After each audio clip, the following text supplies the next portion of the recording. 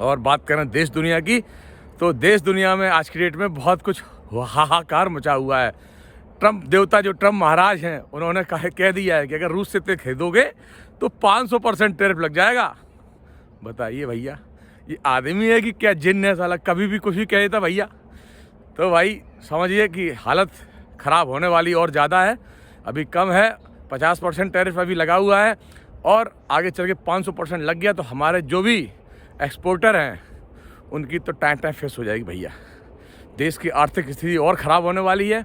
आज के समय में बहुत ज़्यादा समस्याएं हैं और इधर जो है ममता दीदी कलकत्ता में जो है बंगाल की जो शेरनी कहते हैं इनको, उन्होंने भी जो ईडी का छापा पड़ा था उनकी जो है एक सब्सिडी कंपनी तो नहीं कह सकते, उन्होंने एक कंपनी को काम दिया था अपने यहाँ सर्वे का या प्रमोशन का, क्योंकि आजकल हर पार्टी चुनाव लड़ने से पहले जो है सर्वे करवाती है और जो है अपना प्रमोशन करवाती है, प्रमोशन एक्टिविटी की प्लानिंग करती है। तो वो कंपनी कर रही थी, उसमें जो है कहीं ना कहीं वो कोई कोयला घोटाले पता नहीं किस में मनी लॉन्ड्रिंग के केस में जो है सीबीआई ने जो केस दर्ज किया था काफ़ी पहले, लेकिन याद आया उनको अब, क्योंकि अब है चुनाव बंगाल में। तो चुनाव पहले तो ईडी और सीबीआई सबको सारे केस याद आते हैं, जो विपक्षी नेता होते हैं, विपक्षी पार्टी होती है सबके, तो वो याद आ गया। जिन्न फिर से निकल के आया है बाहर, तो उन पर छापे पड़ रहे हैं।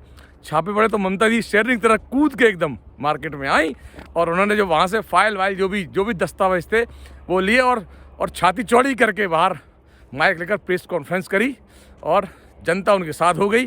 कल उन्होंने खूब बड़ा मार्च भी निकाला, जिससे कि ये दांव जो चला था वो दांव कहीं उल्टा पड़ता दिख रहा है हमारे दिल्ली को। तो समझ लीजिए हालत बहुत ख़राब है। उन्होंने तो ये भी कह दिया है, हमने तो ये भी पढ़ा है कि शाह साहब जो हमारे गृह मंत्री हैं वो औकात में रहें, क्योंकि जो है उनके पास पेन ड्राइव में कुछ खास है। कोल घोटाले से लेकर जो मनी इधर का उधर हुआ है भाई, पता नहीं कितनी सच्चाई है, कितनी इसमें झुठलाई है। और मैं तो ये कहता हूँ अगर आपके पास पेन ड्राइव है तो आपको निकालना चाहिए जनता के हित में, क्योंकि कोई भी हमारे यशस्वी प्रधानमंत्री मोदी जी का कहना है कि ना आप खाएंगे और ना खाने देंगे।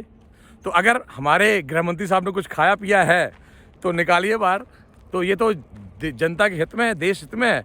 तो मैं तो ये आग्रह करूँगा ममता दीदी से कि आप जो है वो पेन ड्राइव बाहर निकालिए, जिससे कि जिन्न बाहर निकल आए। भाई अगर कोई सबूत किसी के खिलाफ है और किसी ने देश के खिलाफ काम किया है तो बाहर आना चाहिए। बाहर आएगा तो उसके ऊपर कार्रवाई होगी, क्योंकि ये सारा जनता की तो पैसा होता है, टैक्स का पैसा है सारा। जो ये उल्टा सीधा इधर उधर खर्च करते हैं, वो सब करते हैं, वो है तो जनता का ही पैसा एट द एंड। हमारा टैक्स का पैसा है भाई, हमारा टैक्स का पैसा उल्टे सीधे कामों में लग रहा है। हमारा टैक्स का पैसा हमारे लिए लगना चाहिए ना। रोडें बने, सड़क बने, बच्चों की शिक्षा में काम हो, ये सारी चीज़ें होनी चाहिए, लेकिन कहाँ उल्टा सीधा सब हो रहा है। तो इसलिए मैं आग्रह करूँगा ममता जी को, अगर आपके पास कोई भी सबूत है तो उसको बाहर निकालिए। हमारे मोदी जी उस पर एक्शन लेंगे, ठीक है ना। आप लोगों से भी कहना है कि सुबह सुबह उठिए, मॉर्निंग वॉक कीजिए और थोड़ी देश दुनिया पे भी ध्यान दीजिए कि क्या हो रहा है कहाँ पे, क्योंकि हमारा देश हमेशा चुनावी मूड में रहता है। कहीं ना कहीं किसी न किसी प्रदेश में चुनाव हो रहा होगा या होने वाला होगा। तो समझ गए ना दोस्तों। चलिए इस हिसाब से विदा लेते समय आ गया है, विदा लेते हैं आपसे। Bye bye, tata, see you, जय हिंद, जय भारत, जय जवान, जय किसान।